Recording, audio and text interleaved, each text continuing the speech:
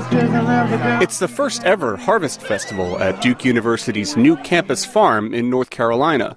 Farm manager Emily Sloss is showing visitors around the quarter-hectare of vegetables and herbs. We don't use synthetic fertilizers or pesticides. Sloss graduated from Duke last year with a degree not in agriculture, but in public policy. She expected to go to graduate school to study urban planning. Now I'm a farmer, believe it or not. This accidental farmer turned a class project exploring the idea of a campus farm into a reality. In just its first year, the farm has provided the campus dining halls with more than 2 tons of fresh produce.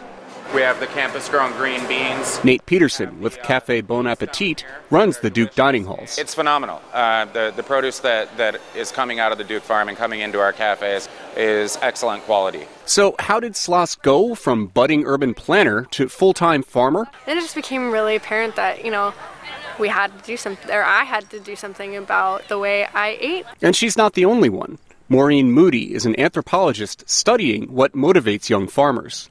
Or she used to be. Now she's a farmer at the not-for-profit Arcadia Center for Sustainable Food and Agriculture outside Washington, D.C. A lot of people that are becoming farmers now are not the people you would traditionally think of as farmers. Me and a lot of people I know, we didn't grow up on farms. I've been eating this food all my life without having any idea where it comes from. Popular movies like this one, called Food, Inc., are helping spur young people into agriculture. These movies and several widely read books criticize large-scale American food production for its damaging health and environmental impacts. Demand for locally raised food is growing as a result into a business that is now worth at least $5 billion. But many who venture into farming find the business realities are tougher than they thought.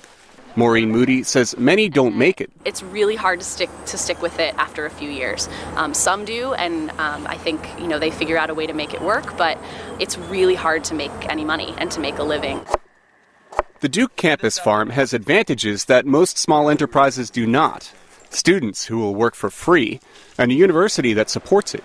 But the farmers here want to prove that they can make it as a business, says Emily Sloss. Because we really believe that if a farm that has land that's rent-free, that has a huge pool of free labor, if we can't be financially sustainable, then the local food movement isn't a reality. Making that movement a reality will not be easy.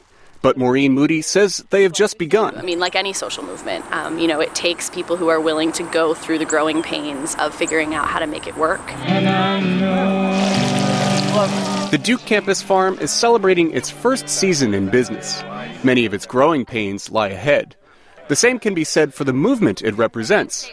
These are exciting but difficult times for young farmers getting their first taste of farming life. Steve Baragona, VOA News, Durham, North Carolina.